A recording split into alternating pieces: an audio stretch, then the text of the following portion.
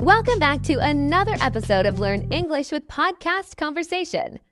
Today, Thomas and I are going to dive into a topic that affects everyone, no matter where you are in the world: personal finances. Thomas, how do you feel about managing money? I think it's one of those essential life skills that we all need to work on. Whether you're saving for something big or just trying to make it through the month, managing your money wisely is key. Let's begin by understanding the basics. Your personal finances revolve around two main things: income and expenses. Jennifer, how do you keep track of yours? For me, it's important to know exactly how much is coming in and going out. I use a simple app to track my expenses, but even just writing them down works. The first step is awareness. Once you know where your money is going, you can start making better decisions. That's true. It's easy to lose track of small purchases, like coffee or snacks, but they add up. Keeping a record makes you more conscious of your spending habits. Now that we've covered the basics of income and expenses, let's talk about setting financial goals. What's one financial goal you think everyone should have, Thomas? I think saving for an emergency fund is crucial. Life can be unpredictable, and having some money set aside for emergencies gives you peace of mind. I agree. An emergency fund can be a lifesaver in difficult times. It's important to set clear, realistic financial goals, whether it's saving for a trip, a big purchase, or just building your savings. Let's talk about saving. Thomas, I know saving is a challenge for many people. It's often easier to spend money than to put it aside. How do you stay motivated to save? It is hard, especially when you want to enjoy the present. But for me, the key is thinking about the future. I remind myself that saving today means more opportunities later, whether it's for an emergency, a trip, or even retirement. That's a great way to look at it. I like to break it down into smaller goals. Instead of focusing on saving a big amount, I aim to save small amounts every week. Over time, it adds up, and it feels more achievable. Exactly. Setting smaller goals makes it less overwhelming. And I've also set up automatic transfers. Each month, a portion of my income goes directly into my savings account. It's like paying myself first. That's such a smart strategy. Automatic savings take the decision out of your hands, so you don't even miss the money. I do something similar by splitting my income into different accounts. And it works, right? Another thing I do is treat savings like a non-negotiable bill. If I can pay for a subscription service, I can definitely afford to pay myself first. Yes, prioritizing savings is important. But what do you do when unexpected expenses come up? Sometimes I feel like no matter how much I save, there's always something that derails my plan. That's where the emergency fund comes in. I've learned that having money set aside specifically for unexpected expenses makes a huge difference. When something pops up, I don't feel like I'm dipping into my savings for other goals. The emergency fund is a lifesaver. I think everyone should aim to have at least 3 to 6 months of living expenses saved. It gives you peace of mind and makes saving for other things less stressful. Oh, absolutely. I didn't pay much attention to my credit score until I tried to get a loan, and then I realized how important it is. Now, I make sure to pay my bills on time and keep my credit card balances low. It's all about building good habits. Yeah, paying bills on time is a huge part of it. Your credit score affects so many things: renting an apartment, buying a car, even getting a job in some cases. I try to check my credit report at least once a year to make sure everything looks right. That's a good habit. I do the same. It's important to catch any mistakes early because errors on your credit report can really hurt your score. Did you know that even one late payment can lower your score significantly? I did, and it's scary. That's why I always set reminders for bill payments. It's easy to forget when life gets busy, but late payments can stay on your credit report for years. It's true. I've also found that keeping my credit utilization low, meaning not using too much of my available credit, helps boost my score. Staying under 30% of your credit limit is a good rule of thumb. That's a great tip. And another thing, don't open too many new accounts at once. It can make you look risky to lenders. I try to only apply for credit when I really need it. Same here, managing credit responsibly takes time, but it's worth it. A good credit score opens up so many doors, like lower interest rates and better loan options. Now let's talk about cutting down on unnecessary expenses. Thomas, what's one thing you realized you didn't need to be spending money on? Honestly, subscriptions. I used to have subscriptions to multiple streaming services, a gym I rarely went to, and a few other things I didn't even use regularly. Once I canceled them, I realized how much I was saving each month. Subscriptions are tricky. They seem small, but they add up fast. I did the same with my streaming services. I figured I didn't need 5 different platforms to watch TV. Now, I just stick to 1 or 2. Exactly. It's all about being mindful. I started reviewing my bank statements monthly, and it was eye-opening to see where my money was going. Little things like eating out too often or buying snacks add up. That's a great practice. I started doing meal prep at home, and it not only saves me money, but it also saves time. Eating out was one of my biggest unnecessary expenses. Me too. Cooking at home is a big money saver, and it's healthier. And speaking of unnecessary expenses, I also realized I didn't need the latest phone upgrade every year. I started holding on to my electronics longer. Yes, that's another trap, getting the latest tech as soon as it comes out. I used to upgrade my phone every year, but now I only replace it when it's really necessary. That's the mindset. When you focus on needs versus wants, it's easier to cut back without feeling deprived. Have you ever tried a no-spend challenge? I have. I did a 1-month no-spend challenge where I only spent money on essentials like groceries and bills. It was tough, but it helped me realize how much unnecessary spending I was doing. We've talked about cutting expenses, but let's not forget about budgeting for fun. How do you make room for leisure activities without blowing your budget, Jennifer? Good question. I think it's important to allow yourself some fun while being smart about it.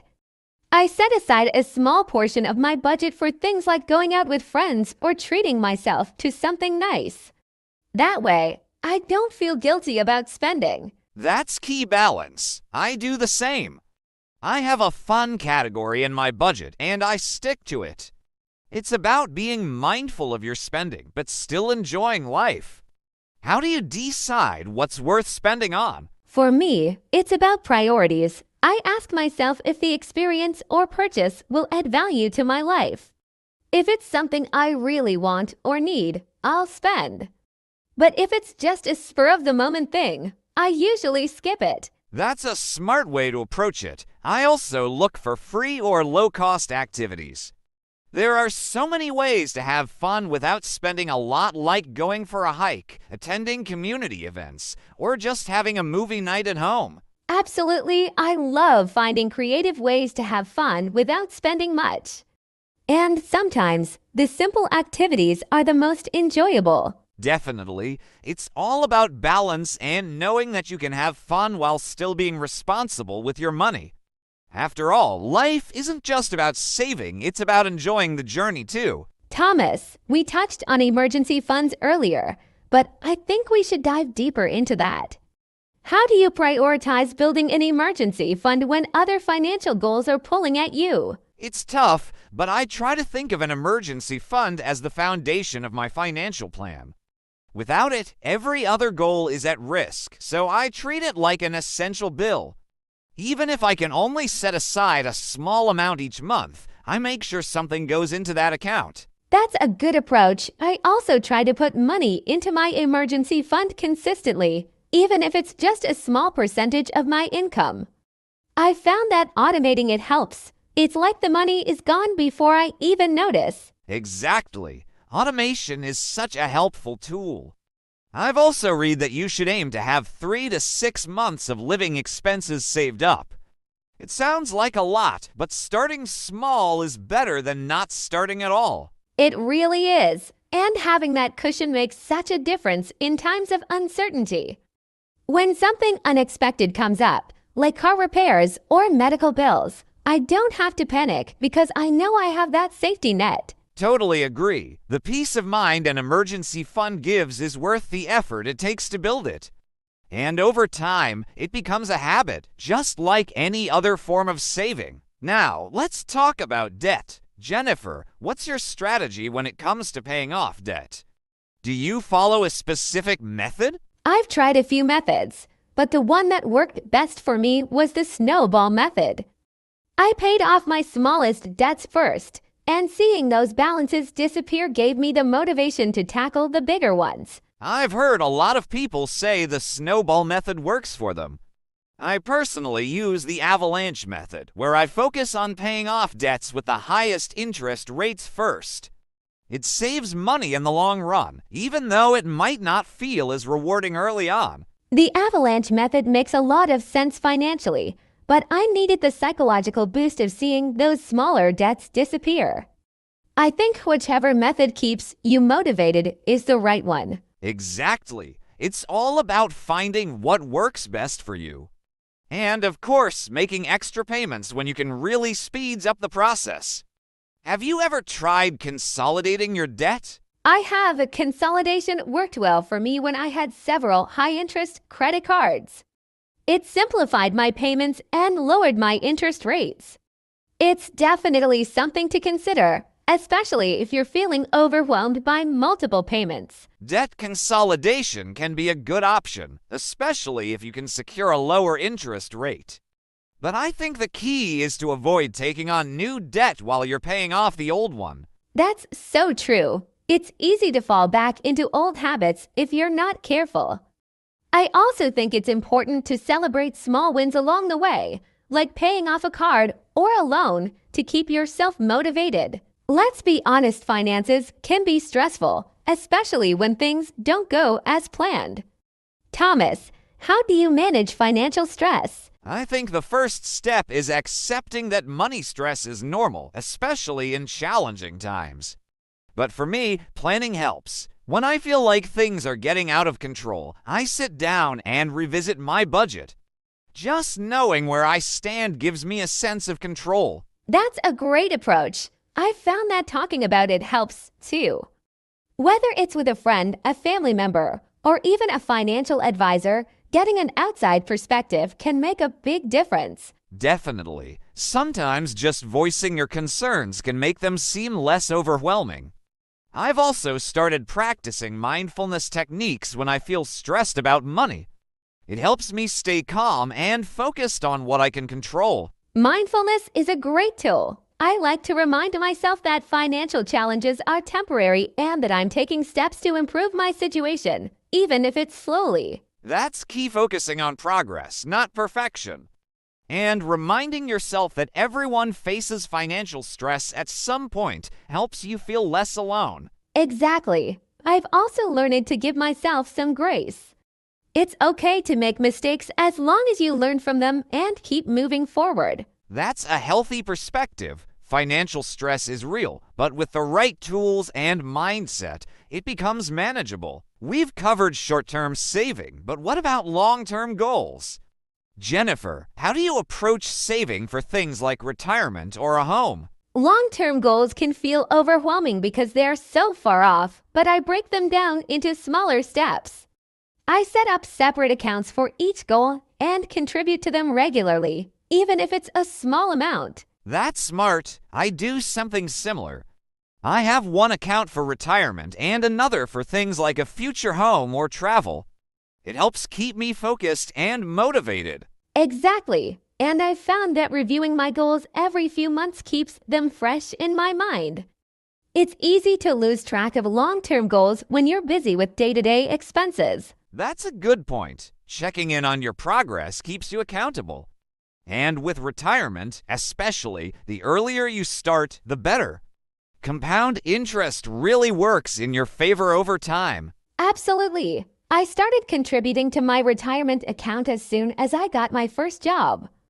It felt like a small step then, but now I can see how much it's grown. Same here. It's encouraging to see how consistent saving pays off over the years. And while it might be tempting to dip into those funds for other things, I always remind myself that they're for the future. That's the challenge, right? Staying focused on the long-term benefits. But in the end, it's worth the discipline. Thomas, have you ever used financial tools or apps to help manage your money? Yes, I actually rely on a few budgeting apps to track my spending and saving. It makes managing my finances a lot easier because everything is in one place. Do you use any? I do. I found apps like Mint and YNAB You Need a Budget really helpful. They help me see where my money is going and keep me on track with my goals. YNAB is great for building a zero-based budget. I also use apps to track my investments and retirement accounts. It gives me peace of mind knowing I can check in on my finances at any time. Exactly. I love how technology has made managing money more accessible. There are even apps that round up your purchases and save the spare change for you. I've tried those too. They're a great way to save without even thinking about it. Plus, it's amazing how quickly the small amounts add up over time. It's true. I also use apps to compare prices before I make big purchases. There are so many tools out there to help us be smarter with our money. Absolutely. Whether it's budgeting, saving, or investing, there's an app for everything. It's just a matter of finding the ones that fit your style. Credit cards can be a tricky topic. Thomas, how do you manage your credit card use to avoid getting into debt? I use credit cards for convenience, but I always make sure to pay off the full balance each month. I treat it like a debit card, spending only what I can pay off right away. That's a smart approach. I do the same. I think the key is discipline. It's easy to fall into the trap of only paying the minimum balance, but that can lead to long-term debt due to high interest rates. Exactly, and those interest rates can really add up if you're not careful. Another thing I do is set up automatic payments so I never miss a due date. Late fees and interest charges are the last things I want to deal with. I've done that too. It takes the stress out of remembering to pay on time. I also try to use my credit card rewards strategically, like earning cash back or points for things I'd buy anyway. That's a good tip. Credit card rewards can be great if used wisely, but they're not worth it if you're carrying a balance and paying interest. It's all about finding the balance between using credit cards as a tool and not letting them become a financial burden. Exactly. And for anyone struggling with credit card debt, I'd recommend looking into balance transfers or debt consolidation to lower interest rates. It can really help make the debt more manageable. Thomas, what role does insurance play in your financial plan? I think a lot of people overlook it, but it's such an important safety net. I completely agree. Insurance is one of those things you hope you never need, but when you do, it's a lifesaver. I have health, home, and auto insurance, and I'm currently looking into life insurance. Same here. I think of insurance as a way to protect the things I've worked hard for. It's not just about protecting my assets, but also about making sure I'm not wiped out financially by an unexpected event. That's a good way to put it. I used to think insurance was just an extra expense, but after seeing a friend go through a medical emergency without health insurance, I realized how crucial it is. That must have been tough. Health insurance, in particular, is something I never go without. And for anyone on a tight budget, there are often affordable options, especially for essential coverage like health and auto insurance. Right, and it's always a good idea to review your insurance policies regularly to make sure you're not overpaying or underinsured. Sometimes bundling policies can save you money too. Absolutely. It's all about being prepared for the unexpected. Insurance gives you that peace of mind, knowing that you won't be financially devastated if something goes wrong. Jennifer, let's talk about big life events, things like buying a house, getting married, or having children. These are major financial milestones. How do you prepare for them? Planning ahead is key for those big expenses. For example, when I was saving for my house, I created a separate savings account specifically for that. It helped me stay focused and not dip into the money for other things. That's smart. I've done something similar for my long-term goals. Setting aside money specifically for those big life events makes the process feel more achievable. Exactly, and I think it's important to plan as early as possible.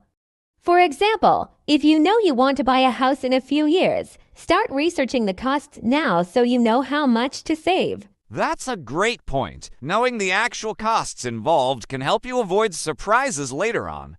And when it comes to things like getting married or starting a family, having a budget in place is crucial. Those events can get expensive fast. Oh, definitely. I think breaking down the costs into smaller, manageable goals makes it less overwhelming. And don't be afraid to adjust your plan as life changes. Flexibility is key. Agreed. Life rarely goes exactly as planned, so it's important to be adaptable while still keeping your goals in mind. Thomas, have you ever thought about financial independence or early retirement? I know it's a growing movement, especially among younger generations. Yes, I've looked into it. The idea of financial independence where you have enough savings and investments to live off of without needing to work is really appealing. But it requires a lot of discipline and careful planning. It does. I've read about people who save aggressively and live frugally for a decade or two, and then they're able to retire in their 40s or 50s. It's impressive, but definitely not easy. Right. I think the key is starting early and being very intentional about your spending and saving.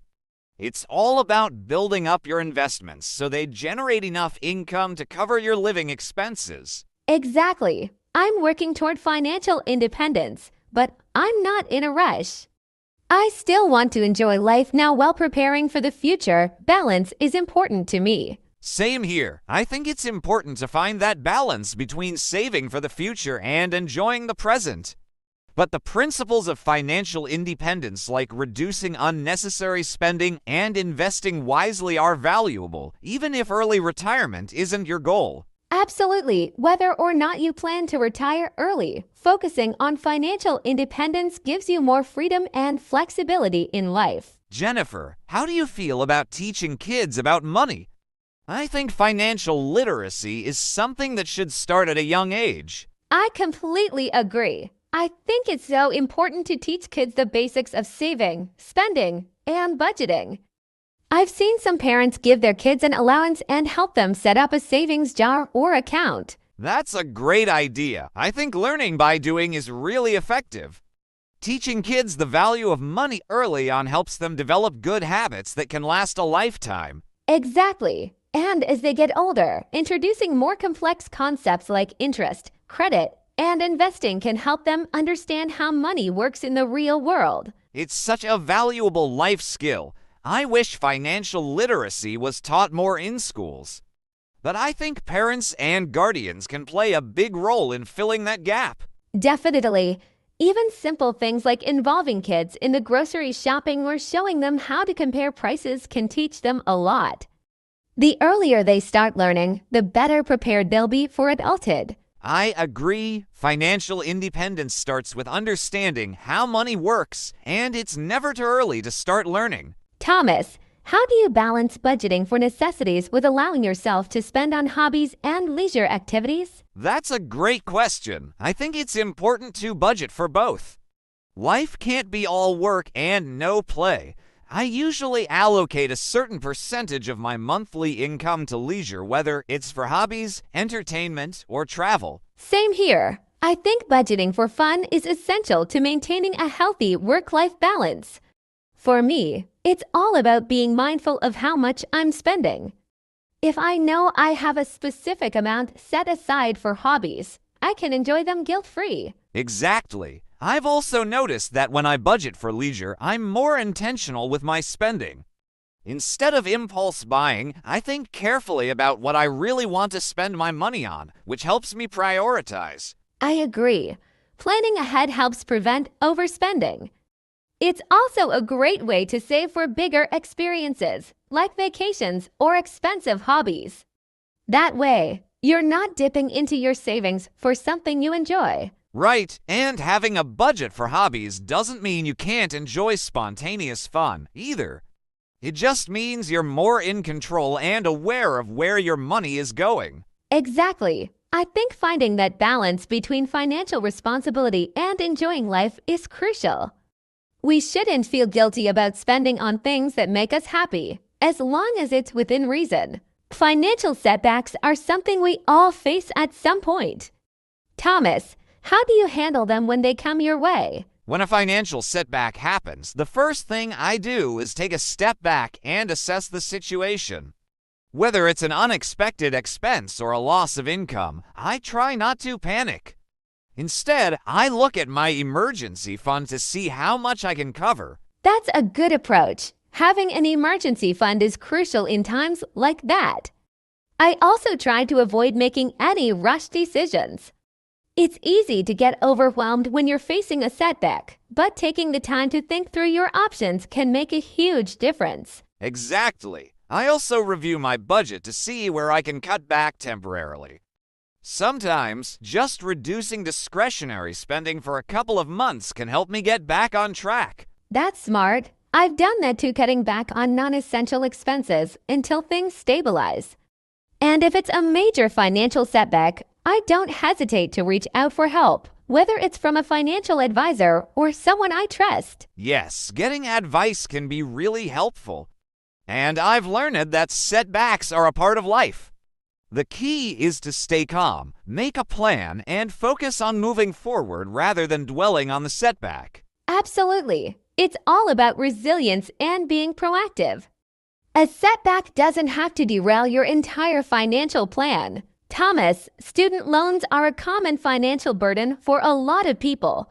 What's your take on managing them? Student loans can be tough, but the most important thing is to stay on top of your payments. I try to pay more than the minimum when possible, which helps reduce the overall interest I'll pay in the long run. That's a great strategy. I've found that setting up automatic payments makes it easier to stay on track and avoid late fees. And like you, I try to pay a little extra whenever I can, even if it's just a small amount. Definitely. Every little bit helps. Another thing I've considered is refinancing my student loans to get a lower interest rate. It's not for everyone, but for some people, it can be a way to save money. I've looked into that too. It's important to weigh the pros and cons of refinancing, especially if you're considering federal loans that offer certain protections. Exactly. You don't want to lose any benefits like loan forgiveness or income-driven repayment plans.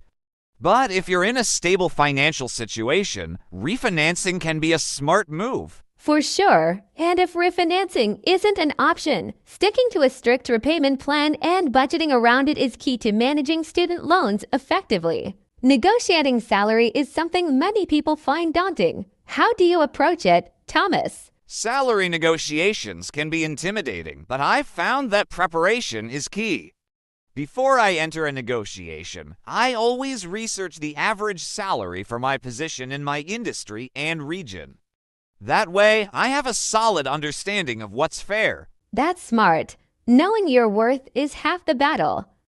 I also like to practice my negotiation skills, whether it's with a friend or even in front of a mirror. Being confident in how you present your case can make a big difference. Absolutely. Confidence is key. I also focus on framing the conversation around my contributions and the value I bring to the company. It's not just about asking for more money, but showing why you deserve it. Right, making it about the value you provide takes the focus off of you personally and onto your performance and achievements. And even if the salary negotiation doesn't go as planned, it's important to stay professional and open to other forms of compensation, like benefits or bonuses. Exactly. Sometimes, companies can't offer a higher salary, but might be willing to offer other perks like extra vacation days or a flexible work schedule. It's worth considering all the options. I agree. The key is to be well prepared, confident, and open to compromise. Salary negotiations can be a challenge, but they're an important part of career growth. Thomas, how do you track your financial progress over time? It's easy to lose sight of your goals if you're not keeping track. I use a few different methods. I have a spreadsheet where I track my monthly budget, savings, and debt. I also use apps that automatically categorize my expenses, which makes it easy to see where my money is going. That's a good system. I use a combination of apps and manual tracking too. I like to set specific financial goals, like saving a certain amount by the end of the year, and then check in monthly to see how I'm doing. Exactly. Checking in regularly helps me stay on top of things and make adjustments if needed. For example, if I notice I'm spending too much in one category, I'll adjust my budget for the following month. That's a smart approach. I think the key is to be consistent and not get discouraged if things don't go perfectly every month. Progress is progress, even if it's slow. Right, and celebrating small wins along the way helps keep me motivated. It's all about staying focused on the bigger picture. I completely agree. Tracking your financial progress is the best way to stay accountable and make sure you're moving toward your goals. Thomas, as we wrap up, what's one piece of financial advice you'd give to our listeners? If I had to pick just one, I'd say it's important to be intentional with your money. Whether it's budgeting, saving, or spending, always have a plan. Financial wellness isn't about being perfect, it's about being mindful and making choices that align with your goals. That's great advice. I'd add that financial wellness is a journey, not a destination. It's okay to make mistakes along the way, as long as you learn from them and keep moving forward. Exactly. The most important thing is to keep learning and improving your financial habits. With time and consistency, anyone can achieve financial wellness. Absolutely. It's all about making smart, informed decisions and being patient with the process.